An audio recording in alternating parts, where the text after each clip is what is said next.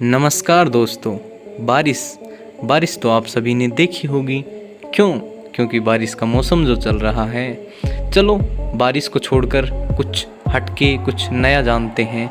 वो क्या? Fish rain. आप सोच रहे होंगे फिश रेन मछलियों की बारिश।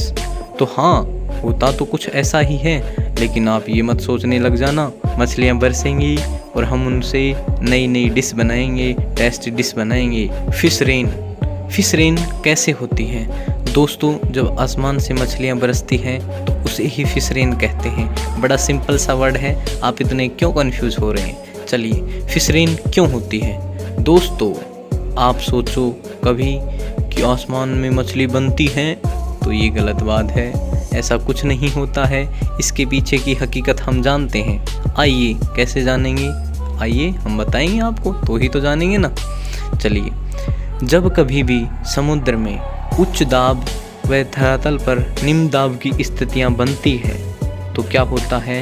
हरिकेन, टॉर्म, तूफान बोलते हैं जिनको, साइक्लोन ज़्यादातर, या फिर साइक्लोन बनते हैं तो उनमें इतना प्रबल जो रेडियस होती है उसमें इतनी तेज़ गति से हवाएं चलती हैं कि वे समुद्र से जो भी मछलियां होती हैं या फिर जो भी हल्की जो छोटी मछलियां होती हैं वो उसके साथ में आ जाती हैं और बाद हवाओं के साथ वो मछलियां भी बहने लगती हैं। और जब कभी भी 100, 200, 500 किलोमीटर जाने के बाद में उस तूफान या चक्रवात की अगर स्पीड धीमी हो जाती है तो वो मछलियाँ ज़मीन पे गिरने लगती हैं। तो क्या होती है? मछलियों की बारिश। और दोस्तों, अगर आप ये सोचें कि जो बारिश होती है उसी में वहीं बादलों में ही मछलियाँ बनती हैं, तो ये आपका मानना बिल्कुल ही गलत होगा, बिल्कुल गलत। और दोस्तों, प्रमाणिक तौर पर जो मछलियों की बारिश होती है वो समुद्री क्षेत्रों के किनारे देखने को मिलती है, क्योंकि ये ज़्यादा दूर तक नहीं जा पाती हैं।